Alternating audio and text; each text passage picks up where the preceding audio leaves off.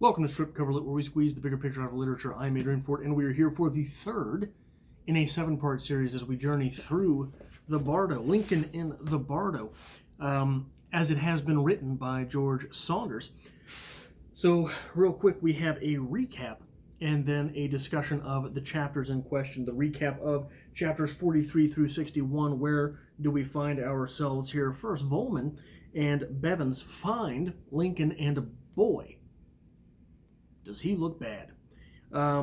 So they enter him, conveniently having left the Reverend Everly Thomas behind, because the Reverend Everly Thomas is quite against that sort of thing, which will sort of come back a little bit later. It is ironic that the Reverend Everly Thomas is against that sort of thing, but this Lincoln fella, this Abraham Lincoln fella, boy, he is in a bad place. But the only consolation he seems to be able to get for himself, he can't get him no satisfaction, just a little bit of consolation in the idea that Willie must himself be in a better place.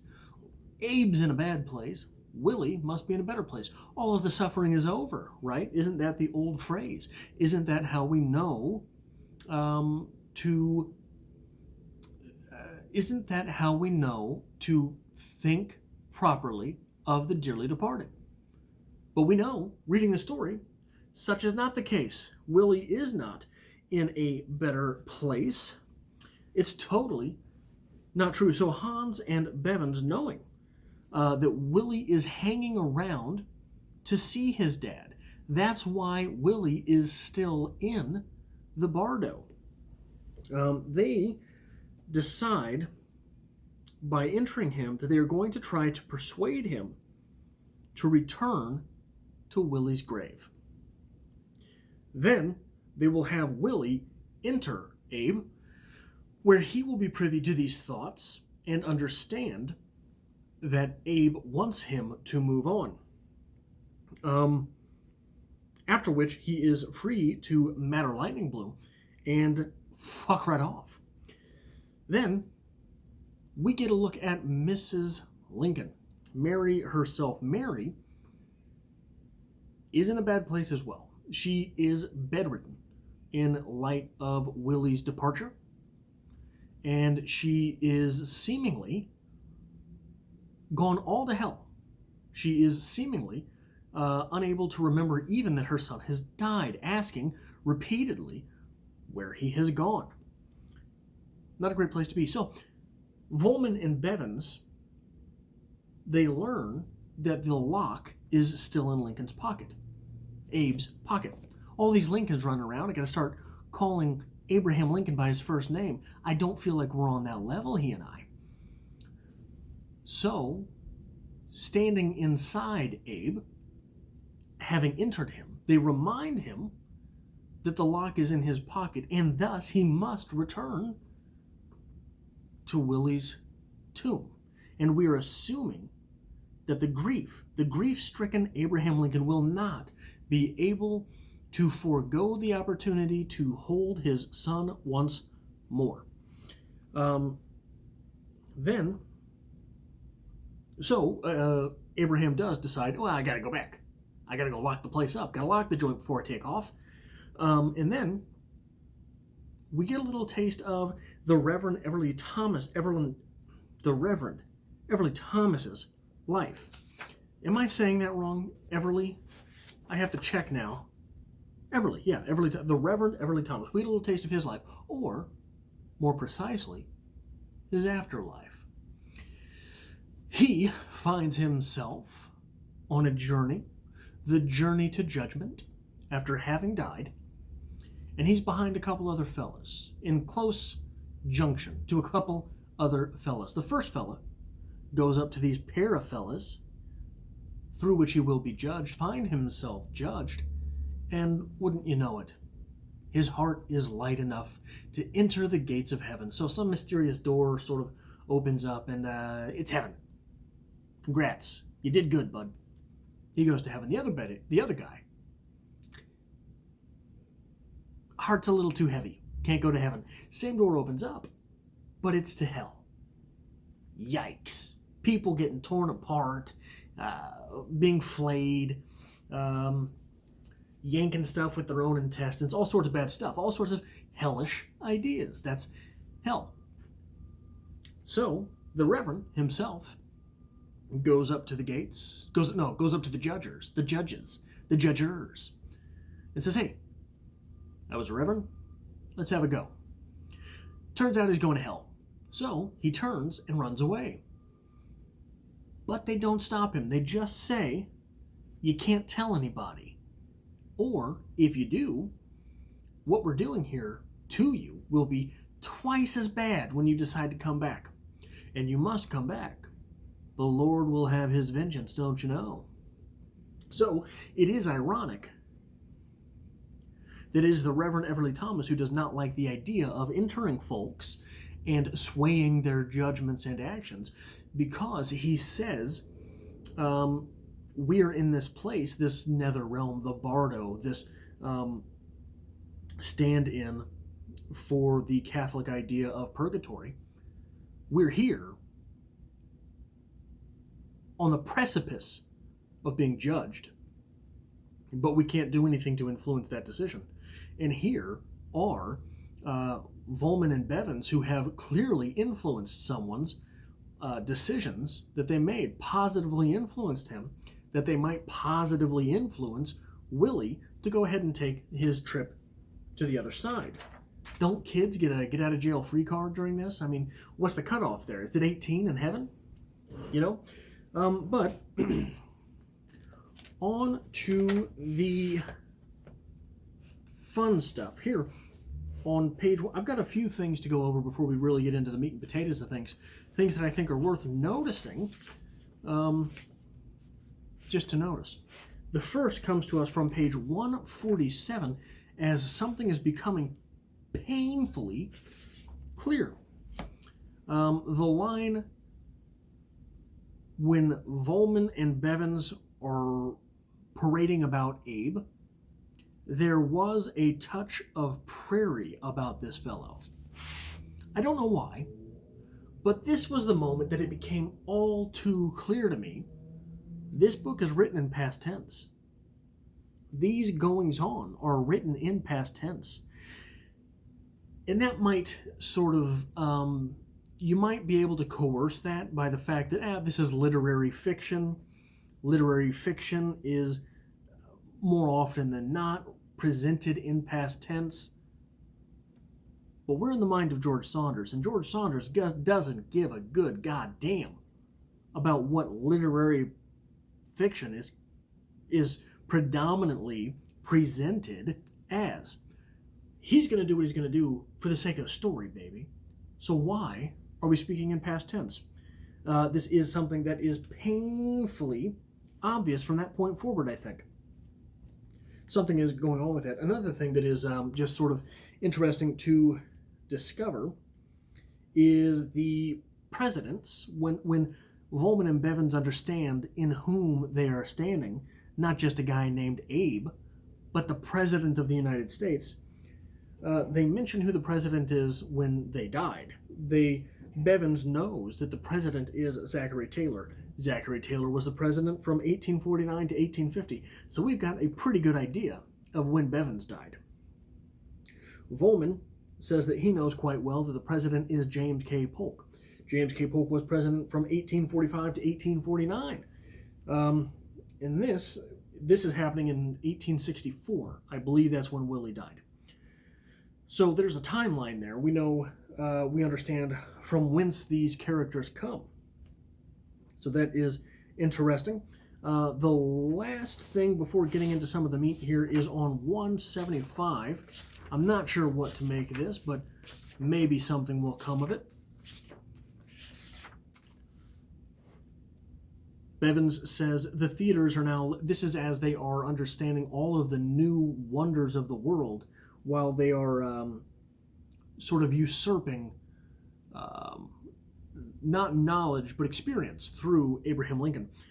Bevins says the theaters are now lit with gaslight, strip lights, and ground rows being employed in this process. Volman says the resulting spectacle is a wonder. Bevins has revolutionized the theater. Volman, the facial expressions of the actors are seen most clearly. Bevins allowing for an entirely new level of realism in the performance. Is this foreshadowing? I don't know. I don't know where we end this novel. I don't know where it stops. But it will be interesting to come back and look at that in the event that we get Abe's death and Abe's appearance in the Bardo. If he comments on the play that he was seeing when he died, right? That's sort of what we're looking for in the future there. So getting into the meat and potatoes of things, on 148,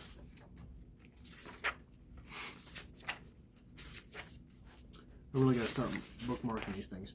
147 into 148, I guess. Volman says, the recent entry of the youthful Mr. Bevins now caused the gentleman a mild thought swerve back to a scene from his own wild youth. A soft-spoken but retrograde, dirty cheeks, kind eyes, lass, leading him shyly down a muddy path, nettles accruing on her swaying green skirt as, in his mind at the time, a touch of shame rose up, having to do with his sense that this girl was not really fair game, i.e., was more beast than lady, i.e., did not even know how to read. Bevins says, becoming aware of that which he was remembering, the man's face reddened. We could feel it reddening at the thought that he was, in the midst of this tragic circumstance, remembering such a sordid incident. And Volman says, and he hurriedly directed our mind elsewhere, so as to leave this inappropriate thought behind. This physic, this little mechanic of this world, that these ghosts, spirits, people trapped in the Bardo, however you want to refer to things, can enter people and influence their decision. That is a pretty neat mechanic of this world. B, there is an urban legend, maybe, story about Lincoln, though I think it has appeared more places than urban legends do in history. There's a lot of stories about Lincoln, the man before the president. He was a guy who made an impression on anyone, no matter where he went. Part of this being that he was 6'4", in a time when the average person, the average guy, was 5'7". So he was head and shoulders, literally, above the rest. It was impossible to miss this guy. So if you mix some type of personality with that type of appearance, you're going to have a pretty unforgettable person, and that was the type of person Honest Abe was. But there's this story. What we get here is we get the story of Abraham Lincoln with a prostitute, with a lady of the night, right? I don't know if you heard that. Golly, it's a motorcycle. There's a story about Abraham Lincoln. I think it was when he went to see his friend Joshua Speed, about whom, Joshua Speed? I think that's his name. Joshua Speed, about whom there were many a homosexual rumor between Abraham Lincoln and Joshua Speed, how they often commented on the intimacy of their relationship. And this was for a while definitely picked up by academics, though the way men referred to each other during the times, the 1860s, was a little bit differently than we do today. It is still remarked that the intimacy between the two was more resolute than a normal friendship, and certainly they would have considered each other for a long time to be best friends, though there was a falling out from what I remember. Anyway, he went to visit Joshua Speed, and counter to those rumors, asked Joshua Speed, hey, the guy's got to get some jollies once in a while. What's going on in the town? Joshua Speed hooked him up with a prostitute, and Lincoln went and visited said prostitute, and she was a $5 hooker. Though Lincoln didn't know, she was a $5 hooker. So, and I'm assuming that's what this bit of the story is pointing towards. They get into bed, they get undressed, get into bed, and she says to him, leave the money on the dresser, basically. And he says, okay. But he doesn't leave the right amount. She says, no, it's $5, Abe. So he says, oh, I only have the 2. And she says, well, that's okay. You can owe me. And Lincoln, being the man that he was, said, don't know that that's going to happen. I'm not sure when I'm going to come across $3 more. Poor wording. I don't know when I'm going to get that money. So he went and he put his clothes back on and left. Now, part of the lore around that story is that certainly a woman in that line of work doesn't operate very often off of credit, right? Not a very good business on which to be operating a ledger. So, a lot of people write it off. That is an unbelievable story. That is not the type of business that one offers credit. But there's more to the story. Some say that it is believable. Adding to the unbelievability is the fact that Lincoln at that time in his life was a rambling man, a rolling stone, was going here and there. But to dispel those two naysayer type deals, people say, well, he was Honest Abe. He did, in fact, have a reputation for being honest. And maybe that is the case. Maybe that is what was going on there, that she knew if he promised her, he would bring it back. Another side of the story is that he was a man with a reputation. A man with a reputation for treating women well. And because of that, she was willing to offer her goods and services at a discount rate for the time being, knowing that Honest Abe would come back. But the third way in which this is sort of written off and passed on as a true story is the fact that, hey, most fellas at that time were 5'7". Abraham was 6'4". Mightn't he be working with other tools, other classifications of tool as well? Mightn't that pique one's interest? I don't know the true story. That's just what I've heard. But moving on from that, one little thing that I have to mention is when Bevins and Volman are inside Abraham, and then they kind of cross paths with each other too, and they end up knowing each other in a much different and more wholesome way than they had before, becoming, in the way that Speed and Lincoln were, more intimate with each other than the average acquaintance. And they sort of fall in love with each other's lives. And it reminded me a lot of The Gods Themselves by Isaac Asimov. There is a read-along and a review for The Gods Themselves by Isaac Asimov on this channel as well. But it was, that little mechanic really reminded me of that. Now, on page 164 here, we've got an introduction to a little bit of psychology, or philosophy, but it's not the philosophy in the way that we normally get it. So Bevins is saying to Volman, yeah, we could try to influence Abe to go back. We could try it. But really, we don't know that we can do that. We don't know that we're capable. We don't know that it's a thing that happens. We think we made a couple fall in love one time and they were on the verge of breaking up, ended up making love and getting married. We think we did that. But we don't know. So Volman counters, friend, we are here. Already here. Within. A train approaches a wall at a fatal rate of speed. Let me try that again. A train approaches a wall at a fatal rate of speed. You hold a switch in your hand that accomplishes you know not what. Do you throw it? Disaster is otherwise assured. It costs you nothing. Why not try? Normally, in philosophy, we get that little, you have a family of 5 on one train track and one guy on the other one. A train is speeding down the tracks towards that family of 5. You hold a lever that you can pull and it diverts the train towards the single guy. Do you pull the lever and kill the one person instead of the family of 5? If you do, it is directly murder on your hands. You made the decision to kill that man.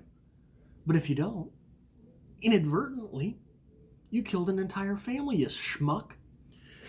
So that is the philosophy that we normally get as we normally get it. The fact that this little bit of philosophy is thrown in here in such an egregiously different way, you hold a switch, it does you know not what. But no malice can come of it. Mightn't you just pull it and see if you can avert disaster?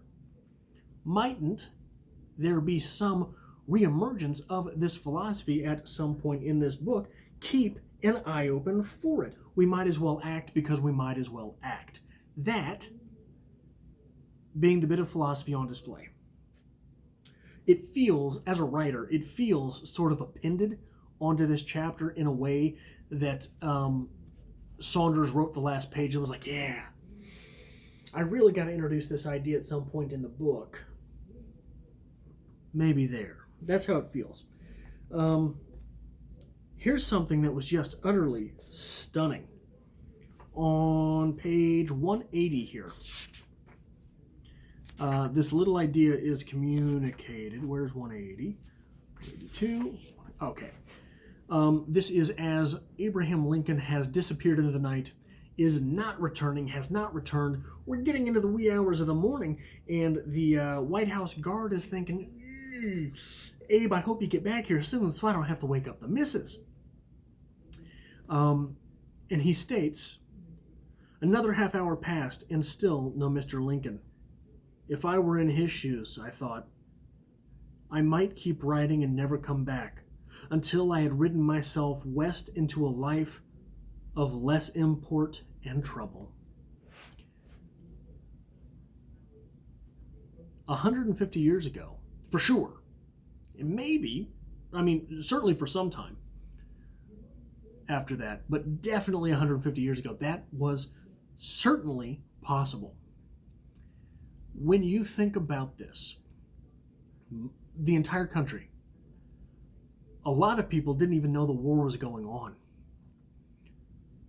Almost no one had seen a picture of Abraham Lincoln. Anyone who had any semblance of an idea of what he looked like was from art, was from drawings of Abraham Lincoln. And certainly no one had heard him talk. So even at 6'4", with a little bit of stuff going on, he probably, as one of the most powerful people in the Western Hemisphere, could have just rode off into the night and disappeared. Could have just rode off to Wyoming, certainly a territory, I think, by this time, but not a state, and left. Imagine today's world if Donald Trump tried that. If Donald Trump tried to screw off to Montana.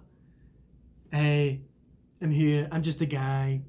I'm here to get a farm, do some work. People would know him immediately. There's no running away in today's world. Everyone's heard of him. Everyone's heard him. Everyone's seen him. Everyone's seen him in video, let alone pictures. So it is just stunning that someone of this import in this country during this time probably could have pulled that off, despite the fact that he looked like he looked and was so obviously him. Now, this leads into the idea of how he is coping with what is going on, how Abraham is dealing with these things. We also get a little bit of how Mary Lincoln is dealing with these things in much different fashion, though they're suffering the same emotions. Mary has completely shut down. She is bedridden. She seems to be forgetting things. She doesn't remember people's names. She doesn't remember that her son, in fact, has died. There's so many things going on, and she is just completely oblivious. Abe, on the other hand, doesn't stay down. He moves out. She's shut down. He's moved out. He is visiting his son. He's running here, running there, running out in the middle of the night. He's obviously still having to call a lot of shots during the Civil War. All of these things going on. All of this stuff happening, and he's everywhere. We have this picture of her shutting down and only staying in bed, basically asleep to the world. And we have this vision of him, even in the middle of the night. He's not in bed. The middle of the night, the wee hours of the morning, he's out. He's going, baby. He's gone. Not only that, when we see his mind is racing 1,000 miles an hour. His mind is all over the place, which is sort of the opposite of where we see Mrs. Lincoln. Mrs. Lincoln's mind is not all over the place. Her mind has, her mind has shut down. It is just interesting to note those differences. As we get on 182, the reference to, where is it? Laudanum, Laudanum. This is an opioid. This is made from opium. So it is not healthy for you, that's for sure. And the last thing that I have to talk about, we get this symbol on 183. The moonlight shows the premises across the way, littered far and wide with the detritus of yesterday's great storm. Mighty tree limbs lay against crypts and across graves. You may recall a certain statue of a bald man in Roman garb, whom we used to call Morty, standing with one foot on the neck of a snake, and that once a certain mischievous young fellow threw his sweater up there many times until Morty might catch it upon the end of his sword. Well, Morty is no more, or at least it is not the man he is not the man he once was. A falling limb hit that brave Roman at the arm, and off it came, sword and all, and off came the head of the snake on its way down. Now arm and sword and snake head lie in a heap, and Morty himself, as if shaken by this proof of his mortality, stands a bit askew on his base. Is this a vision of Abraham Lincoln? The leader now impotent without his sword against a foe that matters not. So the beheaded snake is almost certainly an allusion in this story to the "Don't Tread on Me" flag. I am not sure what we're doing with this symbol, but it is thrown in there in a way that it is obvious that it is necessary to the greater meaning of the story. It is almost obvious that this is a symbol of Lincoln, who is now shaken by this proof of his mortality and standing askew on his base. But I'm not sure the exact physics of how this is to work into the greater story, but I will be keeping my eye on it. That's all the things I have to talk about for this group of chapters, the third in a 7-part series. I hope to see you next week for the fourth in a 7-part series over chapters 62 through 75, pages 196 through to 46.